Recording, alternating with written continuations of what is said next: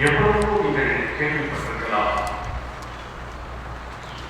ஆனாலும் தேவனுடைய சமூகத்திலிருந்து கேட்கின்ற வார்த்தைகளை நாம் இப்பொழுது சகலிடம் நாம் தியானமாய் எடுத்துக்கொள்கிற இந்த பகுதியை முன்பதாக இந்த பகுதியை வாசித்த பிற்பாடு எனக்கு ஒரு சம்பவம் நினைவுக்கு வருகிறது.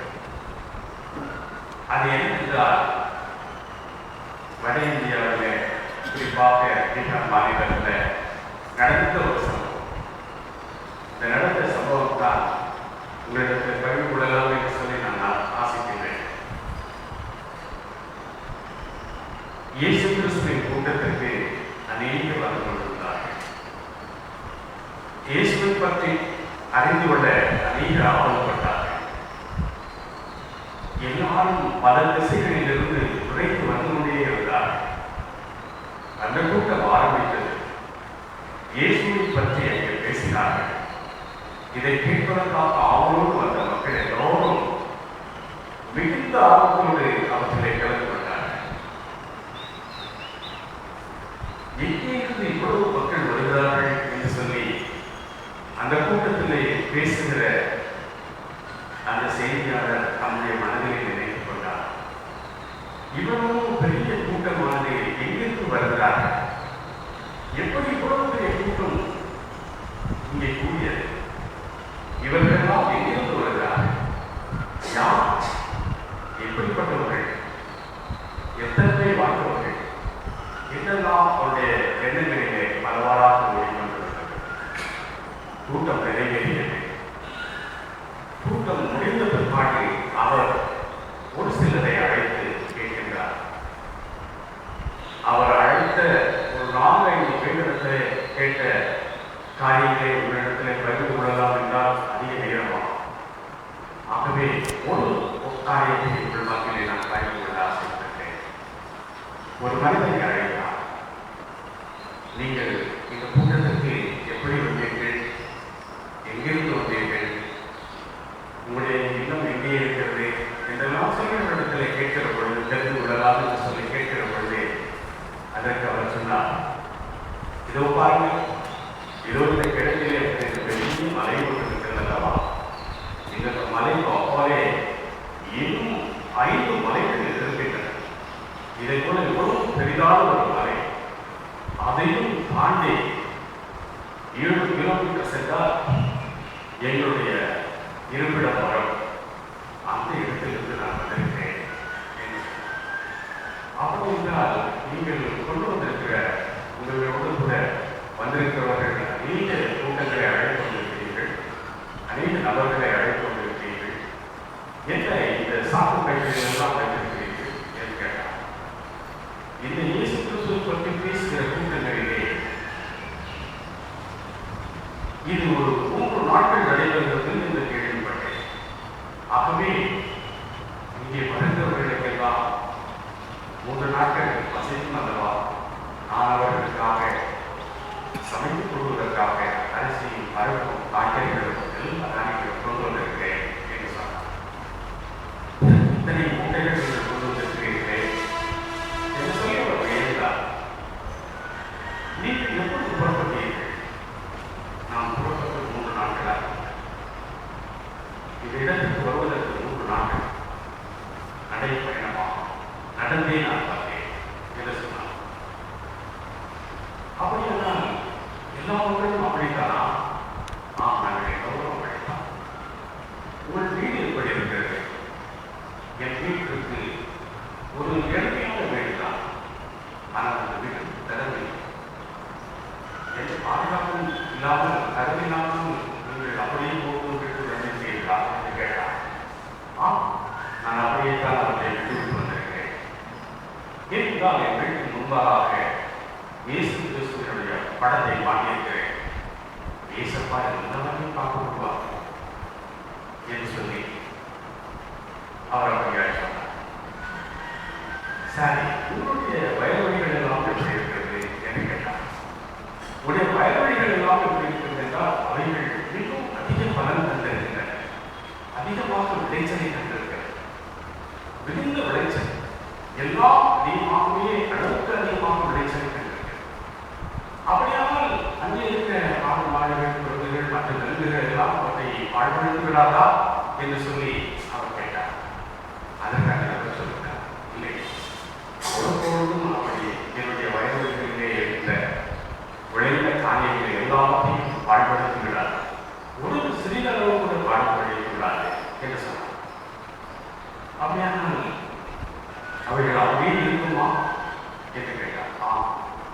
ஏனென்றால் என் வயது மொழியிலே ஒரு சிறுமியை காண்பித்து கொண்டிருக்கேன்.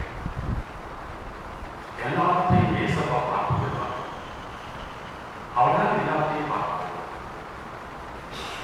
என் வீட்டுக்கு கல்வியிலே இயேசுடைய படத்தை மாற்றிருக்கேன். என் வயல்வெளிகள் எல்லாம் பாழ்படுத்தி விடாதபடிக்கு அங்கே ஒரு சிலுவையை காண்பித்து கொண்டிருக்கேன். நான் இங்கிருந்து வந்திருக்கேன். இப்படி ஆக்கு இவர்கள் எல்லாம் சுமந்து கொண்டு நாங்கள் இங்கே வந்திருக்கிறோம் என்று சொன்னார். மிக ஆச்சரியமாக இருந்தது இதை கேட்டது. அது மாத்திரமில்லை, இன்னொரு நபரை பார்க்கும் அவர் கேள்வி கேட்டார். நீங்கள் எப்படி வந்திருக்கிறீர்கள்? மிகவும் வயதானவராக இருக்கிறீர்களே. அவர் வயதானவரை பார்த்ததும் அவருக்கு ஒரு ஆச்சரியம். இவ்வளவு வயது சென்றவர் இந்த இடத்திற்கு வந்தாரே. நான் இந்த பிள்ளைகளை கேட்டேன், என்னையும் அழைத்து கொண்டு போங்கள். நான் இயேசுவை பற்றி கேள்விப்பட்டிருக்கிறேன். அவரை குறித்து இன்னும் அதிகமாய் கேட்பதற்கு அதிக ஆவலாக இருக்கிறேன். என்னை எப்படியாவது அழைச்சிட்டு போகலாம். ஒருவரும் முன்வரவில்லை, ஒருவரும் அவரை அழைத்து வரவில்லை. கடைசியா வழிபோக்கங்களை கண்டார். நீங்களாக என்னை கூப்பிட்டு போங்களேன். உங்களால் நடக்க முடியாது, நீங்கள் நடக்க முடியாது அப்படின்னு சொன்னது இவருக்கு ஒரு ஆச்சரியம். சரி, இவ்வளவு அவளாக நீங்கள் கேட்கிறீர்கள். ஆகவே நான் உங்களுக்கு வந்து செய்கிறேன். உங்கள் வீட்டிலே ஒரு கப்பல் இருக்கிறது. அந்த கப்பலின் குறுக்கே ஒரு கப்பை நம்ம குறுக்கை வைத்து கப்பலின் 4 புறத்தையும் கட்டி அவற்றின் உள்ளாக இந்த வயதான மனிதனை உள்ளே போட்டு அவரை நான் கொண்டு வந்து சேர்க்கிறேன் சொல்லி அப்படியாக அவர்கள் தூக்கி சுமந்து வந்தார்கள். இப்படி பல இடத்திலே கேட்க காரியங்கள் எல்லாம் பார்க்க முடியும். இந்த இயேசுவை அறிந்து கொள்வதற்கு எவ்வளவு பாடத்தை அவர்கள் ஏற்றுக்கொள்ள புரிகிறார். இந்த இயேசுவை அறிந்து கொள்வதற்கு அவர்கள் தாங்கள் எவ்வளவு கஷ்டங்களை அனுபவித்தாலும் பரவாயில்லை, அந்த இயேசுவை பிடித்ததான வார்த்தைகளை நான் கேட்க வேண்டும். அவர் எப்படிப்பட்டவரோ, எத்தன்மை உடையவரோ, என் நிலையிலே இருக்கிறாரோ அவர் என்னிலேயே இருக்க வேண்டும், என்னையும் ஆசீர்வதிக்க வேண்டும், அவருடைய வார்த்தையை என்னையும் கிரியை செய்ய வேண்டும் என்று சொல்லி ஆவணப்பட்டு வந்த மக்கள் நீங்கள் உங்கள் விசுவாசத்தை பார்த்தா எனக்கு ரொம்ப ஆச்சரியமா இருக்கு அப்படின்னு சொல்லி அந்த மனிதர் சொன்னார். அவன் கிறிஸ்துவுக்குள் பிரியமானவர்கள். நாம் வாசிக்க கேட்ட பகுதியிலே வெளியிடப்பட்டார். கப்பல் கும்பிலே இயேசு வந்தார். கப்பல் கும்பிலே இயேசு வருகிற பொழுது அங்குள்ள மக்கள் எல்லாரும் இயேசு வந்து விட்டார், இயேசு வந்து விட்டார் என்று சொல்லி ஆரவாரம் மகிழ்ச்சி அவர்களிடத்தில் அதிக ஆர்வம். இயேசுவை எப்படி ஆகியும் காண வேண்டும் என்று சொல்லி அந்த பகுதியை நமக்கு நன்கு தெரிந்த ஒரு பகுதி தான். ஆனால் அவற்றின் கடைசி வார்த்தையை மாத்திரம் இந்த மாதத்திற்கு வாக்குத்தத்தமாக நீங்கள் எடுத்துக்கொள்வீர்கள் என்று சொல்லி நான் அதை எடுத்துக்கொள்கிறேன். இயேசு அவரை காண ஒரு மனிதர். அவர் எப்படிப்பட்டவர் என்றால் அவர் மிகுந்த பணக்காரர், பெரிய செல்வந்தர், 100க்கு அதிபதி. 100க்கு அதிபதினா 100 பேர் வேலைக்காரன் இருக்கிறார். அவரிடத்தில் 100 வேலைக்காரன் இருக்கிறார். அவன் என்ன ஆர்டர் பண்றானோ அப்படியே செய்வதற்கு, உடனடியாக கேட்பதற்கு அங்கே அவர்கள் காத்திருக்கிறார். இப்படியாக இருக்கிற பொழுது சரியா ஒருத்தருக்கு தானே, ஒரு வேலைக்காரன் தானே உடல்நிலை சரியில்லை, அதுக்கிட்ட பரவாயில்ல, அடுத்தவங்க மற்ற வேலைகளை கவனித்துக் கொள்வார் என்று அவர் விட்டு விடவில்லை. இயேசு பார்த்த பொழுது அவரிடத்திலே போய் முறையிட்டார். என் வீட்டில் இருக்கிற வேலைக்காரன் சுலபமாக இருக்கிறார், எழுந்திருக்கையாக இருக்கிறார், படுத்த படுக்கையாக இருக்கிறார். அவன் சுலபத்தை கண்டு நான் வருத்தப்படுத்தேன். இயேசுவே, நீ அவனை சுகப்படுத்த வேண்டும் என்று சொல்லி வாஞ்சிக்கிறேன். ஆகவே படுத்துகிறவருக்கு என்று சொல்லி அவரிடத்திலே சொல்லுகிறார். அதற்கு ஆண்டவருக்கு சொல்ல நான் வந்தவனை பார்த்து அவரை தொட்டு அவரை ஆசீர்வதித்து அவருக்காக ஜெபித்து பிதாவிடத்திலே பரிந்து பேசி இவரிடத்திலே தெய்வீக வல்லமை வந்து பரிசுத்தாவின் நிறைந்தவராய் அவரிடத்திலே காணப்பட்டு அவரை பரிபூர்ண சுகத்தோடு எழுப்பவே என்கிற ஒரு எண்ணத்திலே ஆண்டவர் சொல்கிறார். ஆனால் அப்படியாக என்னை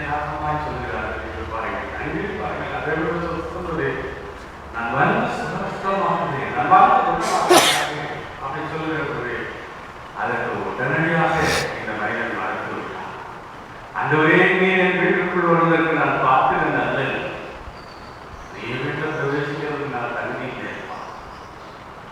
அதுக்கு பதில் என்ன செய்யணும்? நான் வரணுமே, நான் பார்க்கணுமே, நான் ஜெபிக்கணுமே, என்ன அதுக்கு பதிலாக என்ன செய்யணும்? அதெல்லாம் வேணான்றீங்க. பிறகு நான் என்ன செய்ய வேண்டும்? இங்கே இருந்து ஒரு வார்த்தை மாற்றணும், ஒரு வார்த்தை மாற்றணும். அப்படின்னா அவர் சொந்தமாகிடுவோம்.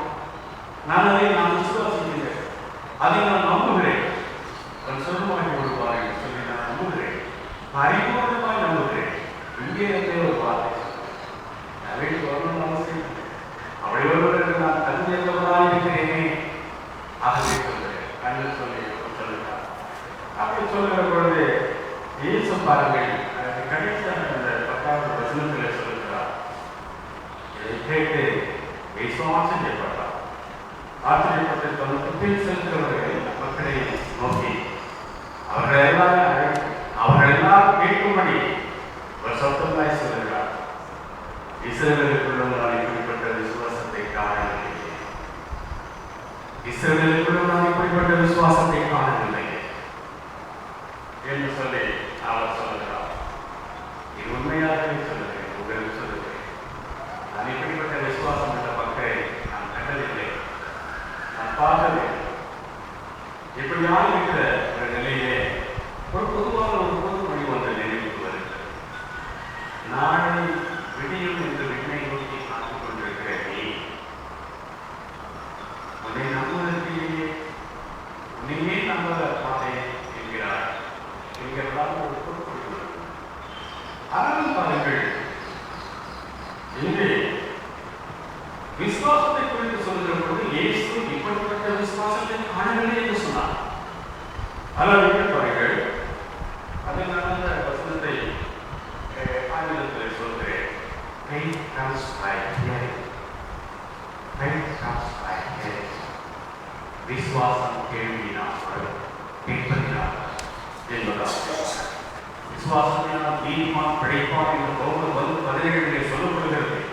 அது மாத்திரமில்லை, சங்கீதம் 118 சொல்லப்படுகிறது, மனுஷர்கள் நம்புகிறதை பாவத்திலும் கர்த்தருடைய கத்தலாக இருப்பதை நலம்.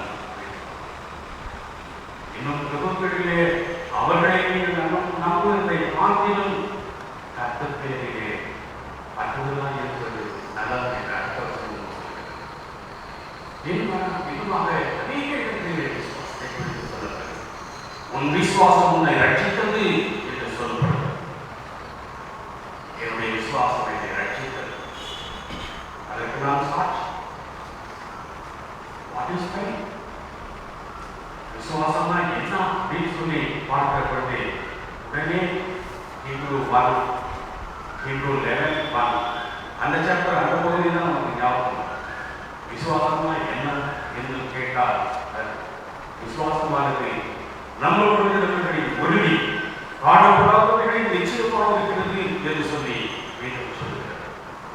நம்பப்படுகிறவர்களின் உறுதி, காணப்படாதவர்களின் நிச்சயமாக இருக்கிறது.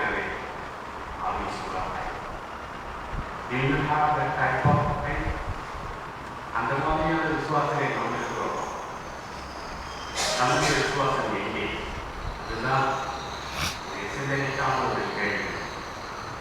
ஆண்டவர் நம்மை அதிகமாய் அவருடைய விசுவாசத்திலே நிலைத்திருக்கும்படியாக செய்வாராக. தலைகளை காட்டி ஜெபம் செய்வோம். மகா இரக்கமும் கிருபையும் நிறைந்த நல்ல ஆண்டவரே, இதோ இந்த நாளிலே பிரிக்கும்படியாக கிருபைக்காக சோதனைக்கிறோம். இதோ இஸ்ரவேலுக்கும் இப்படிப்பட்ட விசுவாசத்தை காணவில்லையே என்று சொல்லுகிறேன்.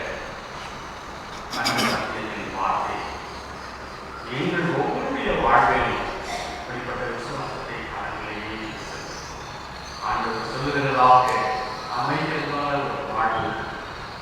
அப்படிப்பட்ட நிலையிலே நாங்கள் சொல்லிய நீராடுகிறார் விசுவாசத்திலே நிலைத்திருக்கிற திரும்பினார் தொடர்ந்து என்னுடைய வாழ்விலே நிலைப்பட்டு வருகிறார். ஆசை இயேசுவின்